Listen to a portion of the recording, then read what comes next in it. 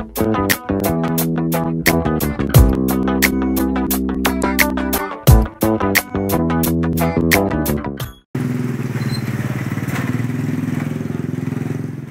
Universitas Indonesia yang berada di antara 5 kelurahan dan 2 stasiun menyebabkan banyaknya akses pintu masuk ke dalam kampus.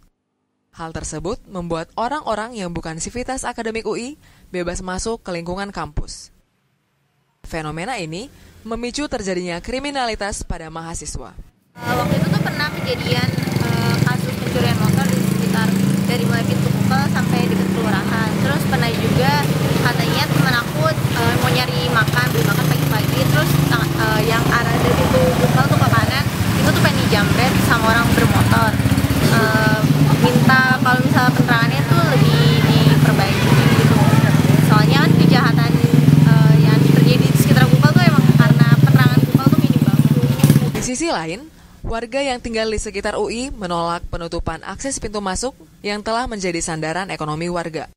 Pintu akses ditutup, keinginan UI memang ditutup, tapi keinginan masyarakat sekitar bisa dibuka. Jadi memang keinginan UI itu memang harus ditutup. Tapi gimana dengan warga di sekitarnya? Gimana tekanan masyarakat, tekanan warga itu ya akhirnya pintunya juga kecil, memang sepertinya nggak rela, nggak ikhlas UI ngasih pintu. Terkait kejadian kriminal yang terjadi di lingkungan kampus, Kepala Subdit PLK, Namin, menjelaskan bentuk antisipasi yang sudah dilakukan oleh PLK. Kami di PLK ini membuat suatu rencana atau memasang strategi gitu ya untuk mengantisipasi kejadian itu. Yang pertama adalah menempatkan personil di tempat-tempat yang memang rawan terjadinya penjamretan itu. PLK sudah memasang nomor telepon hunting sebenarnya itu di 7875602.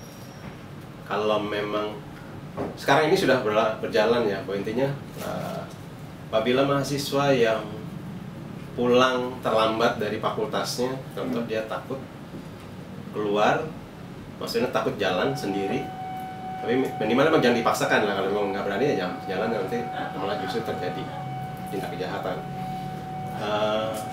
Kami bisa mengantar mahasiswa tersebut untuk bisa ke tempat yang ia tuju.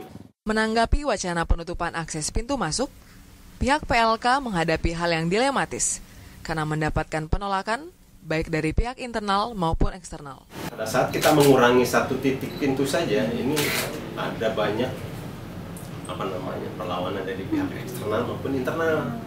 Selain banyaknya akses pintu masuk, kejadian kriminal juga terjadi di daerah yang kurang mendapatkan fasilitas penerangan, seperti di area Jalan Vokasi menuju Kukusan Kelurahan. Saya rasa memang perlu ada penambahan penerangan di lokasi tersebut. Dan sekarang ini titik itu kami memploting anggota itu. Ya intinya setiap mahasiswa minimal punya rasa kepedulian untuk masalah keamanannya. Untuk mencegah terjadinya kriminalitas, sudah seharusnya kita lebih waspada dengan lingkungan sekitar. Dari UI, Teropong Visi Pers melaporkan.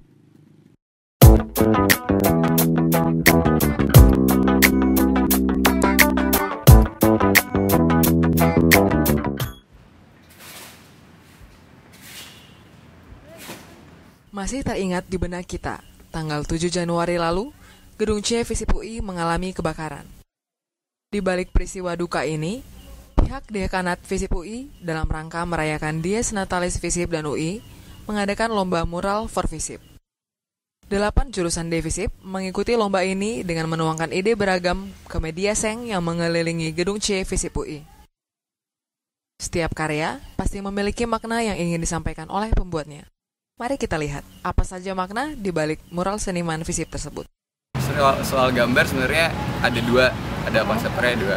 Yang satu jelasin soal gimana sikap yang gambar satu soal kertas. Yang kedua gambar soal yang Flappy Bird ini yang lucu ini, sebenarnya kayak cuma intinya tuh kayak kritik aja gitu. Misalnya ada burung, kok burung nggak nyampe di pohon gitu kan. kita di sini ibaratnya seniman gitu ya, nggak dikasih wadah, dan ini salah satunya bentuk kritik kita dengan penggambaran dari manusia kera. Kita dulu dari manusia kera sampai evolusi yang paling bagus. Di tengahnya ini sebelum dia berevolusi jadi paling bagus, dia harus kebakar dulu, dan ini bentuknya gedung C itu. Revolusi aja sebenarnya. Kalau diperhatiin evolusi itu lambat gitu kan. Kenapa harus kebakar dulu biar jadi bagus gitu loh, sama kayak gedung kritik. Dan di lain itu kalau misalkan ada sisi lain, sebetulnya di sini kita sama aja bentuk support sama sosiologi bahwa lo kalau udah kebakar ini udah jelek, nanti ujung-ujungnya bakal jadi bagus. Ya jangan nunggu ada musibah kalau mau masuk tempat buat seniman berkarya sih. Iya. Banyakin ruang lagi lah buat seniman-seniman. Gambar Adventure Time itu dan game Adventure Time itu kayak representasinya banyak, ada orangnya, ada hijaunya juga, ada greennya juga yang sesuai dengan tema. Pokoknya kita sangkut-sangkutin aja. Terus awal pertamanya itu gambarnya tuh si Jack ini yang oranye. Terus setelah mulai dari situ kayaknya seru nih kalau misalnya kita lanjutin aja kayak gitu. Ya jadi semua tokoh Adventure Time tuh kita masukin. Tapi untuk yakin atau enggaknya sama konsep ini sebenarnya enggak. Jadi kalau misalnya ganti sampai dapat konsep yang sekarang jadi mural kayak gini tuh udah sekitar 3-4 kali. Jadi awalnya jauh banget dari ini. Ini kan kita bikin awalnya game ya. Tema besarnya itu Green and Reborn. Yang kita bikin tuh sekarang adalah bukan green sekarang. Jadi ini yang ada di gambar mural itu nggak green sama sekali.